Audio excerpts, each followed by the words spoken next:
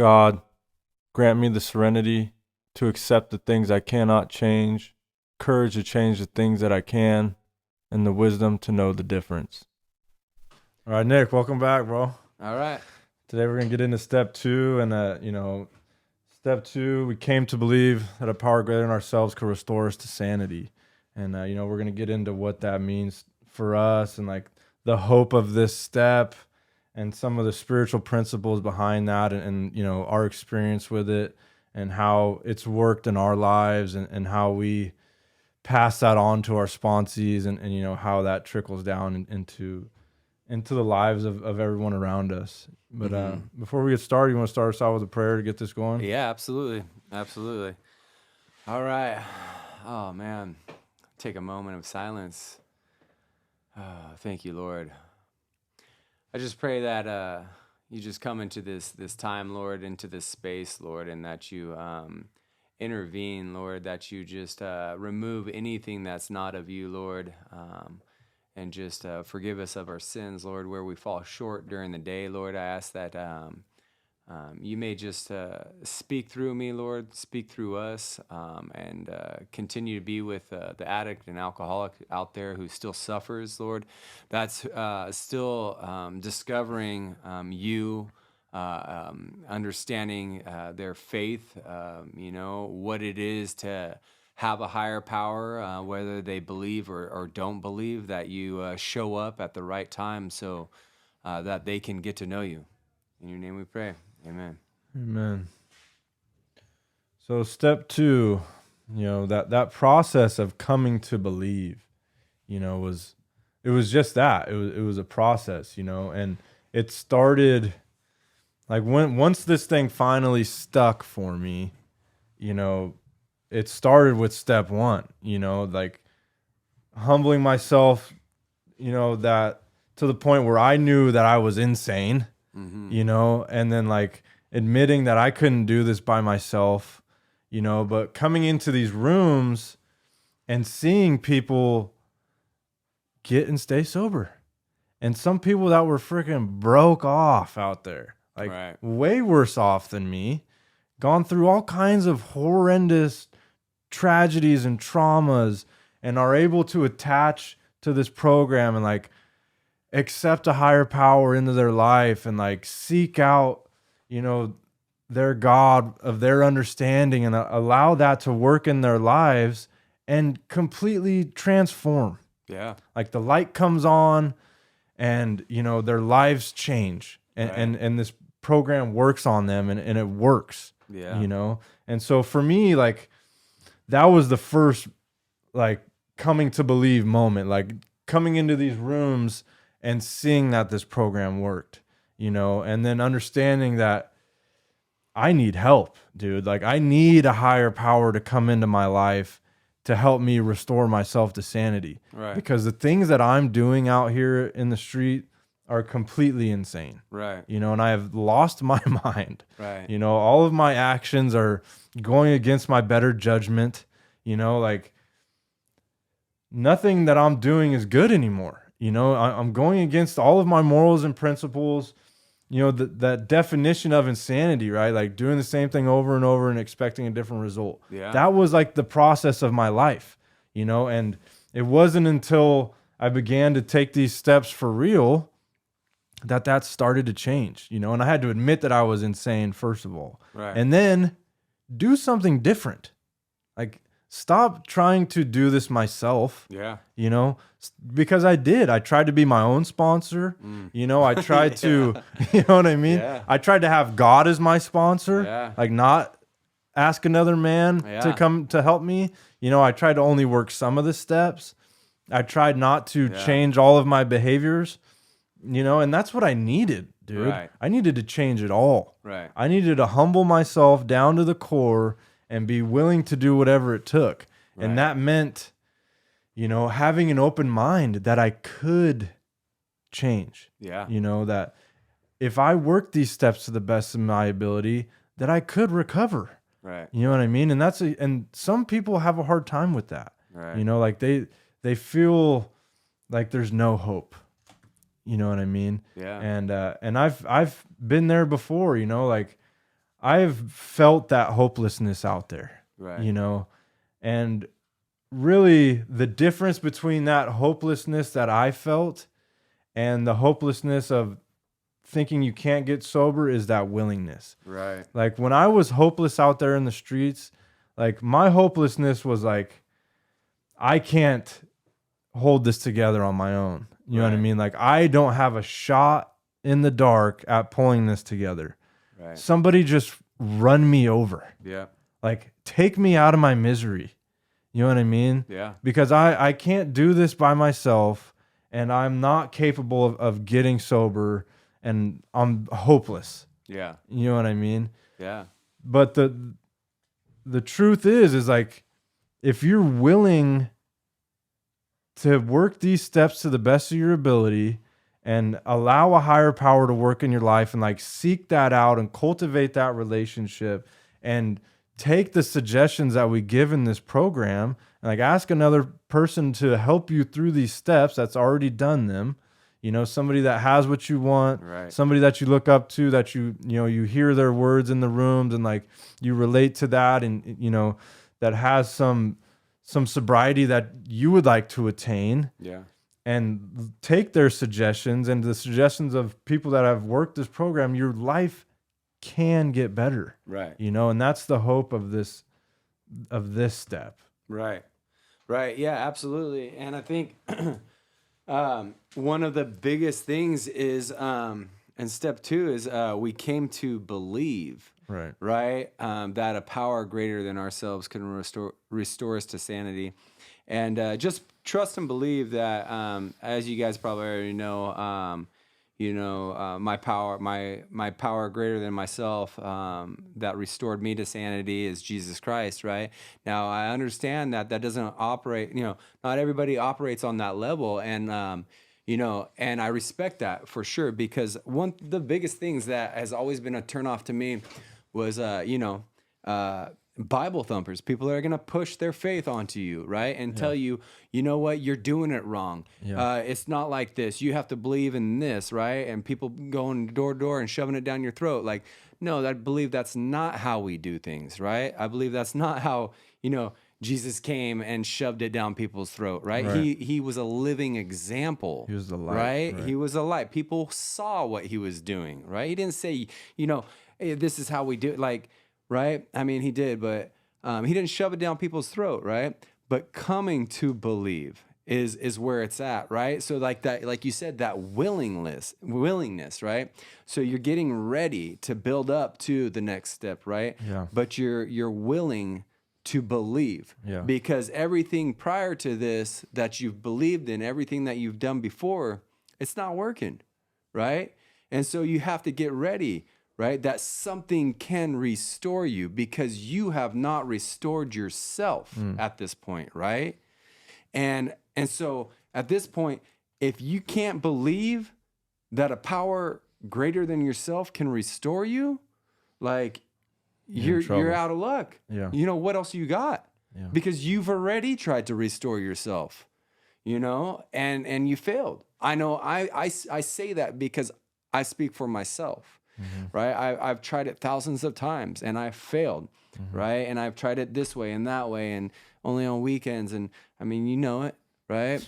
And so, this is starting to develop, that willingness. Yeah, and having that open mind, you know what I Right. mean? Like whatever your preconceived notions of, God are, or a higher power, because a lot of people, to go to what you're saying, like a lot of people have religious trauma, like they grew up in religious households, or, God forbid, some people get molested like through churches and like, have real negative experiences with religion, Right. and so that's why when people come into these rooms, like I try not to shove Jesus down their Right. throat, but we're just trying to get them to believe in a power greater than themselves. Right. And Right. I would say 90+% of people believe in something. Right. You know what I Yeah, mean? There's yeah. very few people that are like,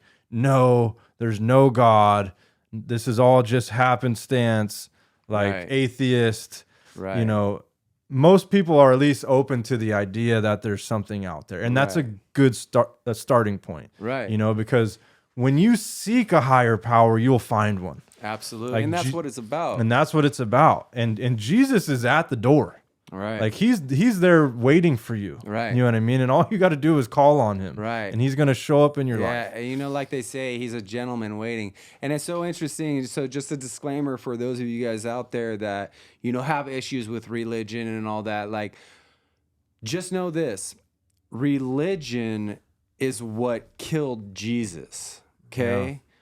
Jesus wasn't about religion, right? And all the people, because those at those times, that religion killed him. Right. Okay. What he was about was an intimate, personal, spiritual relationship. Right. An intimate one with him, right? It wasn't like you had to go do this X, Y, and Z in order to get over here to do, like none of that. Like he stands at the door and knocks. Like all you got to do is open, like, and that's what I love about it, is if you have been hurt, by a church, by a religion, like trust and believe, like Jesus is not about that, right? Like he is not about that. That's where man has gone wrong, right? Is they took, the Bible and they took what Christ did and they perverted it, right?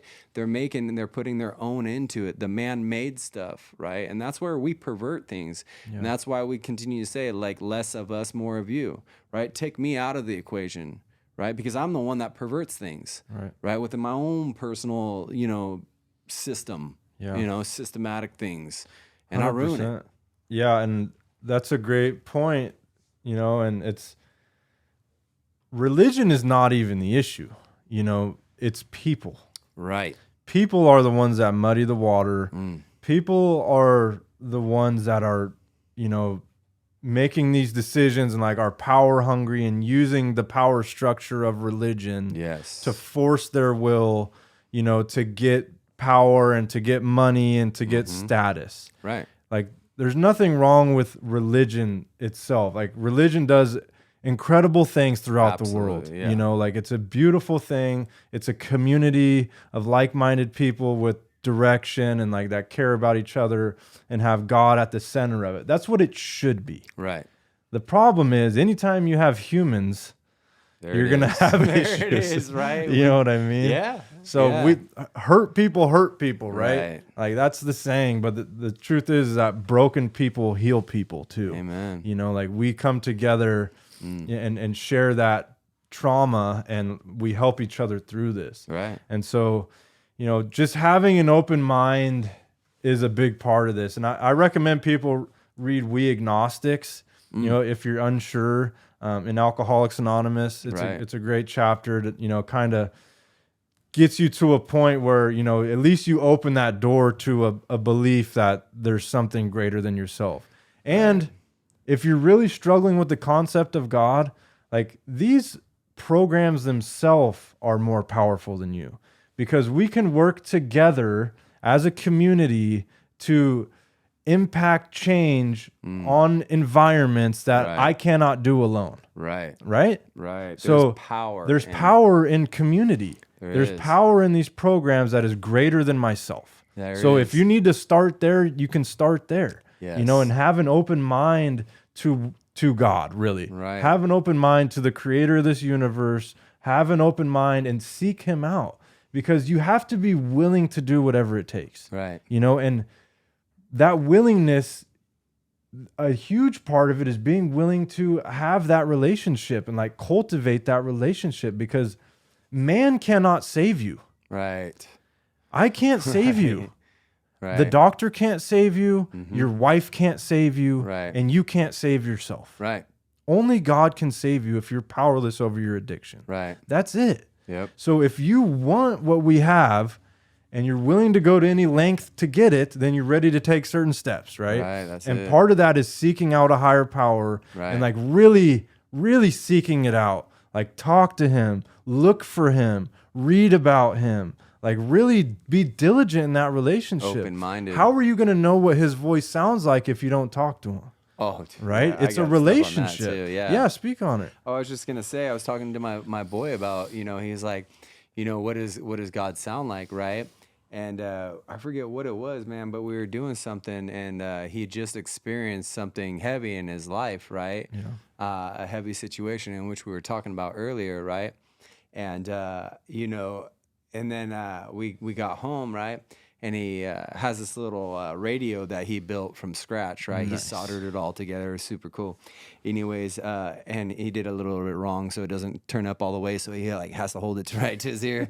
Right? So it's super cool though. Yeah. And he was like, "Dude, Dad, I was just listening to the radio, and it said something about and he said exactly what we were speaking on, right?" And I was like, and he was blown away. He was totally blown away that like the radio just said what it was like confirmation on what I was sharing with him, because it was like an intimate spiritual moment that we were having, right? And then he heard it on the radio, like same thing, confirmation, and he goes, "Dad," and I'm like, "That's God's voice."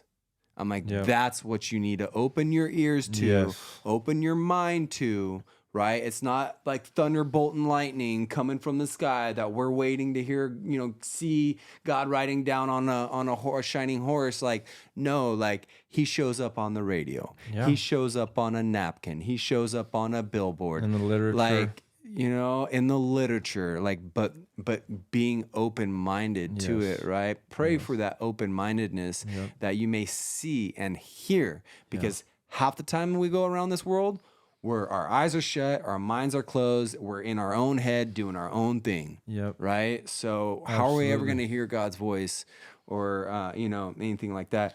And so real quick, back to the whole coming to believe thing. Yeah. As some of you guys have probably heard, like the whole I think I'll let him thing, Yeah. right? And that's always what kind of comes to mind is the coming to believe Yeah. is just giving it a shot, Yeah. Yeah. No, that's a great point. And one thing I always tell people that are struggling with the higher power is like, ask him to reveal himself to you. Right. Like, start there. Right. Like, ask him to show himself, like, and then pay attention. Yeah. Like, open your eyes, Right. open your mind, open your heart, Yes. and look. Yes. Because seek and ye shall find. Ooh, But if you're yes. just walking with blinders on and like focused on yourself Right. and like focused on the world, it's hard to see. Right. But you spend some time in nature and like, spend some time with people that you love and like animals and, go up in the mountains and look at the stars. Right. Like, dude, Right. it's pretty hard to, Right. to believe there's not a power greater than yourself. Go out in the middle of the night, not high, by yourself in the middle of the woods. Yeah. Right? Pray to him. Yeah. He's either gonna scare you to believe, or you're just gonna believe because awe of nature, Yeah. But no, I was joking on that. But on a serious note, like, you said, like you said, seek and you shall find, right? Yeah. But it doesn't just mean like try it once and give up. Like he wants to show you, but you have to be diligent, right? Like my dad told me when I was first developing my, my faith, he said, pray every single day for God to reveal himself. Yeah. Say, God, show me how real you are. Show me if you're real, Yeah. man. And he told me about a time when he was a kid that he did that same thing. And then one night he fell asleep and he said he felt like he was being held like a baby. And he said he'd never felt like that in his entire life. And he said he knew for a fact right then and there that God was real. Yeah. And so he challenged me that when I was a teenager, right, when I was young, to do the same thing. And I did, man, and I did. And there was a point where I was like 14, and I was doing homework, and I was super upset because I was frustrated at the homework and this and that. And so I started praying to God, man, and I started speaking to God, hey, man, whatever, like, show me, right? And I just started getting personal with him, right? And I was listening to this radio station. I don't know if I told this one before, but I was listening to this radio station, and it was this rock radio station, heavy metal. And I was praying about all these questions and just like, are you real on this? Like, what's about like angels and demons and all this stuff? And sure enough, man, this song comes on, and this dude freaking screaming and rocking out to everything I just prayed about. And I was like, no freaking way. Yeah. You know? And I was Yeah. like, okay. You got my attention, God. Like, okay. But, you know, because I'm hard-headed, right? And I want proof, right? And I was like, if that really was you, do it again, right? And I freaking challenged him on it, right? And it was like, sure enough, it was like 2 songs later, this other song came on exactly about what I was praying. And I swear he might have even said, do it again, right? No, he didn't. But he was like, he was telling me everything Yeah. confirmation of what I just asked him in the second prayer. Right. And I was like, mind blown. But he said, like I told you, my dad said, pray every single day without ceasing, right? Like, do it in the morning, do it in the night, do it during the day. God, show yourself, like, seek him, truly seek him, Yeah. right? And, you know, it will be revealed. Yeah. You know? And it's a process, like that coming to believe. It is a process. You know, it's something that doesn't often happen overnight. Right. You know, but it's a process, and it's a relationship, and it's a, you know, you're not gonna heal overnight. You know what I mean? Like Right. you didn't become a drug addict overnight, and you're not gonna be restored to sanity overnight either. It's a Exactly. process, and you have to have faith and trust in the process, and have faith and trust in a higher power that you can be restored to sanity. Do you know how long it took me? You guys know how long it took me? So check this out. And we're talking like I'm doing a freaking a 12-step Bible study. You know, I started at 3 months clean and sober. Didn't want to do it, mind you, right? I did not want to do it. I could barely speak, right? I was stuttering. I was just barely putting sentences together. You could ask Elena. She was like, I thought this guy was retarded when I met him. And I'm like, and you still married me. Yeah. Right? Says a lot about her. Right. Thank you. Thank you. No, but I was doing this Bible study, right? And it took me, and then I started doing, you know, more of the Friday night service stuff, right? But it took me, I had 14 months clean and sober Yeah. until I finally started to feel this. I literally felt this physical shift in my brain, right? I felt this click. And it was like, literally after that, the next day, it was like, all of a sudden 60% of my vocabulary had returned. And I was like, whoa. And it was Yeah. such an extreme amount because literally, you guys, I lost like freaking 90% of my vocabulary. I was speaking in riddles. Like, you know, when like you see somebody that they're so high out there, they're speaking in riddles because they can't put together articulate a sentence. That was me, you know, and I could not speak. And it took me 14 months until I got 60% of my vocabulary back, right? And then I was like, because I thought I was burnt. I thought I was smoked out. I thought I was literally damaged myself from the dope that I used. Yeah. Then we're talking 17 months, I felt it again. And it was like, bam, a huge percent of my vocabulary had returned, right? Yeah. And my memory and things like that. And it was like I was healing. Yeah. And it was like, dude. And it's crazy because if you look into it with certain addictions and certain drugs, like it's a process, right? You can do a lot of brain damage. You can do a lot of spiritual damage. Yeah. You can do damages that you never, knew were affecting you until later down the road. Absolutely. Right. And I didn't realize how smoked out and burnt I was. Yeah. You But the body's amazing, It and is. It can bounce back and it can heal, Right. but it is a process. But you also, part of that process, like you need to give yourself the opportunities to win. Right. You know what I mean? Like pay attention to what your diet looks like. Oh, yeah. Like your Huge. nutrition, your sleep, Oh, yeah. your relationships, like cutting out toxic relationships with people, paying attention to the things that you're putting in your brain. Right. Like, what are you listening to? That's What are so you huge. watching? What are you hearing? Are Oh, you letting man. people gossip? Are you gossiping? Like all those things, like if you have depression and anxiety, it can be very difficult to like get outside Right. and do things, but like you have to force yourself. Right. And You like, have to replace these old negative habits with new positive habits. Right. And be willing, right? That goes back to that willingness. Like I need to be willing to change, you know, like to try new things. everything. Everything. What do you change again? Everything. Everything. Everything had to Right. change, dude. Right. The pendulum was way over here in the darkness, Right. and I had to swing it way over here. You know, People- and now I found some balance. But in the beginning, dude, I needed to be just like tunnel vision, focused on Right. sobriety and God, because that's what I needed. Right. You know, like I couldn't allow anything else into my life. Right. You know, I had to be focused, because if I didn't get sober and couldn't stay sober, I can't have anything else.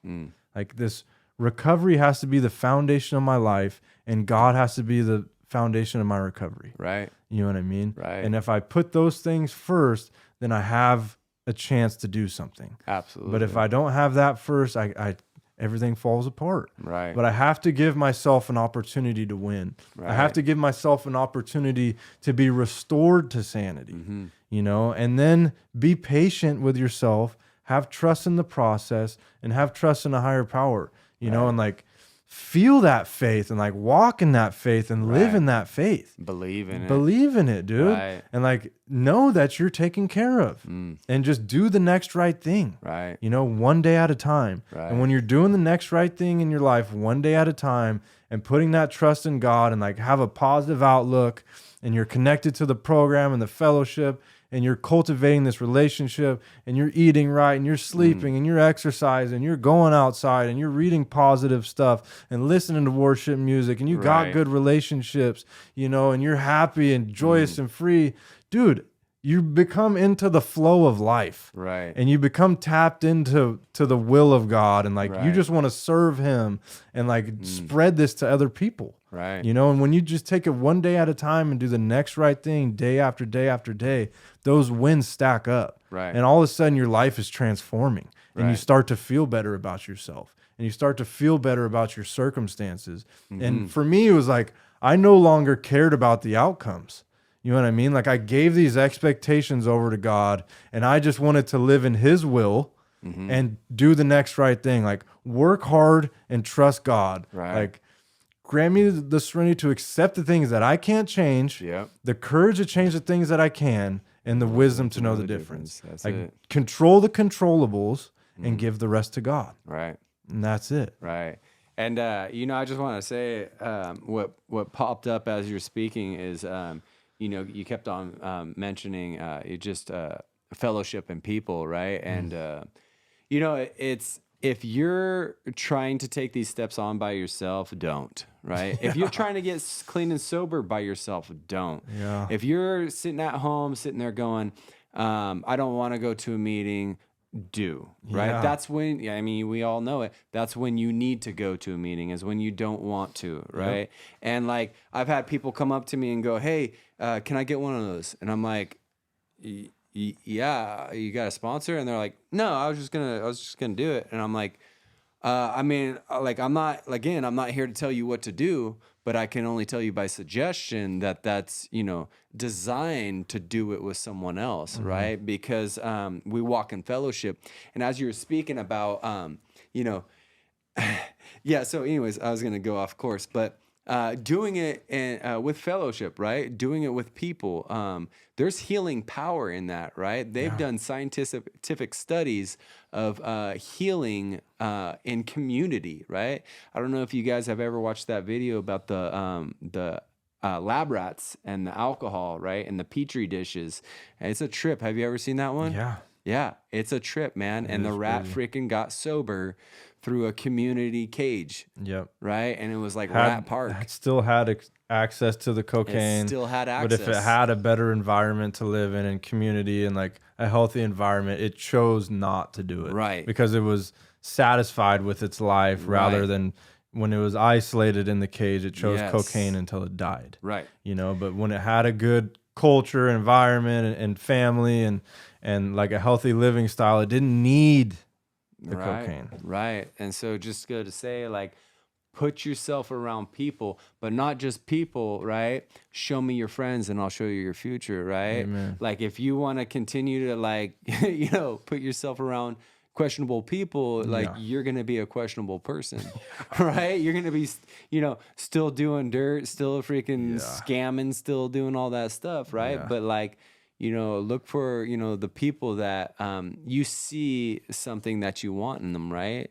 The ones that, have value, right? Because Yeah. I'll tell you what, in my first, months of sobriety, I didn't have anything to offer. Yeah. Right. I did not have anything to offer. And, people trying to hang out with me, like, good luck with that. Right. Like, Yeah. I didn't even know how to put together sentences, Right. but, finding people with time.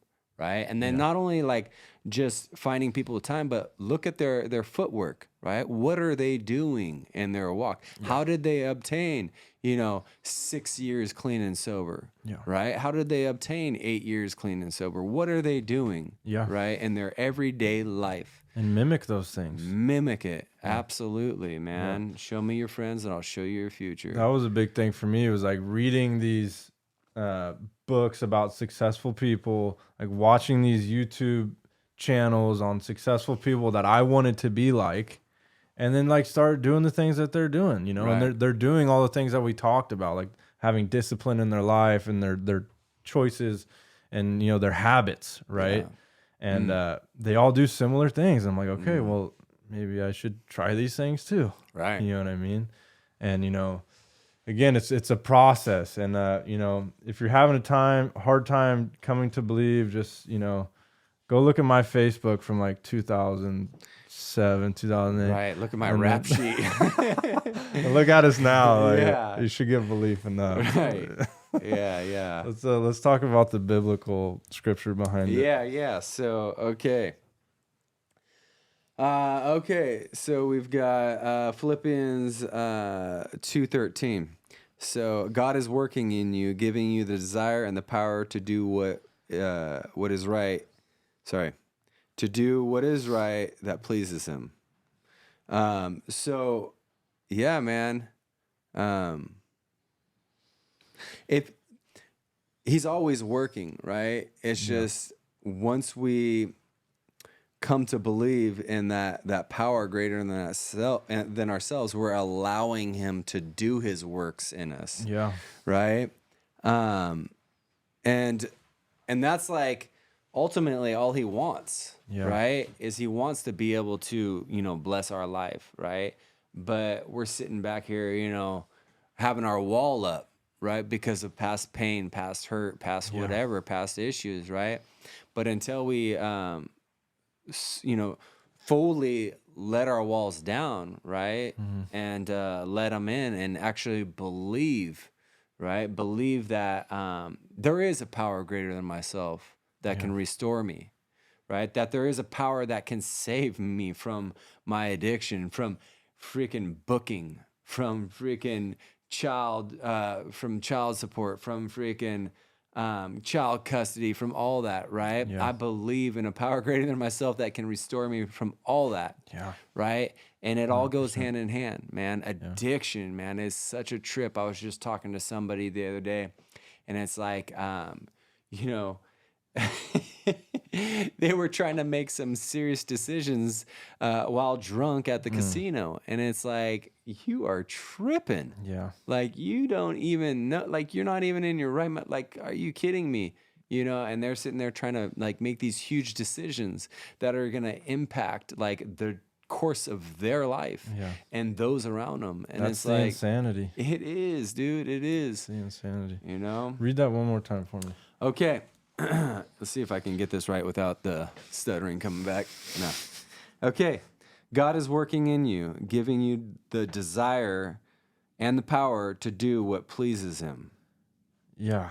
I think that was a huge like shift for me. Was like once I sought out that higher power in my life and like have cultivated that relationship, and the more that I've sought out that higher power, the more I have been guided to Jesus. Right. Like that's just where all the roads have led for me. Yeah.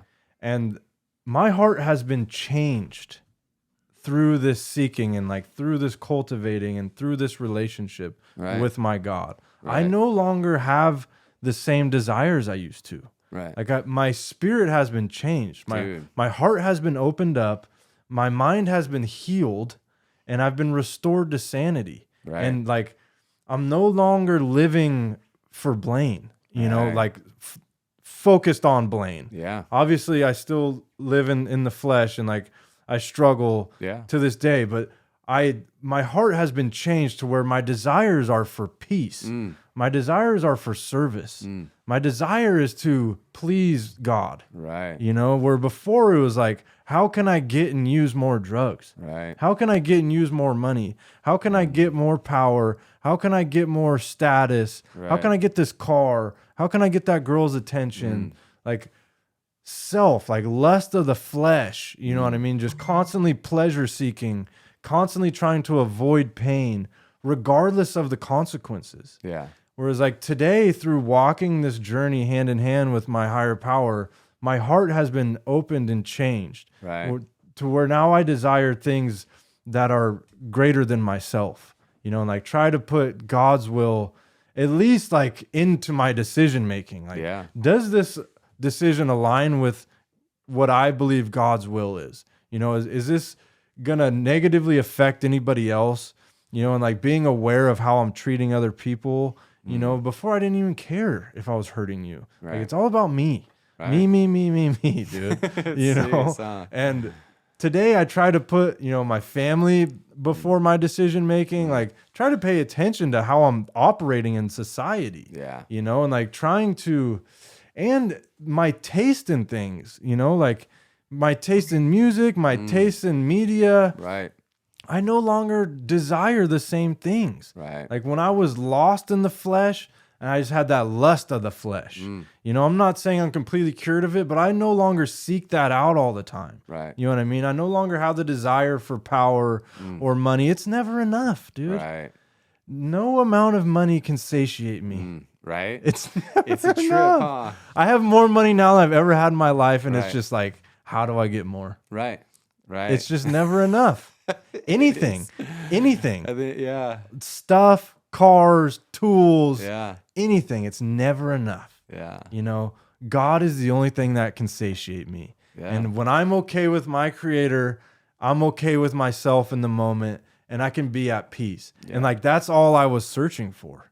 I just needed to feel okay Right. because I couldn't stand myself anymore. And that's why I was constantly seeking out drugs and alcohol. And that's what drove me into insanity. Right. You know, and today by seeking out a higher power and like having that faith that I could be restored to sanity, like those steps are what lead us, you know, into that next step and where we make a decision to turn our will and our lives over, right? Yeah. And it comes to first we have to come to believe that we can be restored. Yep. You got anything else on there? Yeah, you nailed it. All right. Nailed it, man. We'll get back into this and we'll continue on with the third step. Cool.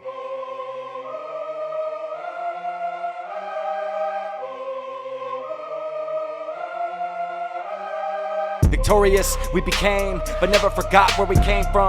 Life or death, not a game. We came to change the lane. Recovery addicts, that's the name. Give yourself a break, just one day at a time. You were born to shine, so live and let love be forever. My sister, my brother, don't give in. Please remember, the lie is dead. We do recover. Welcome home.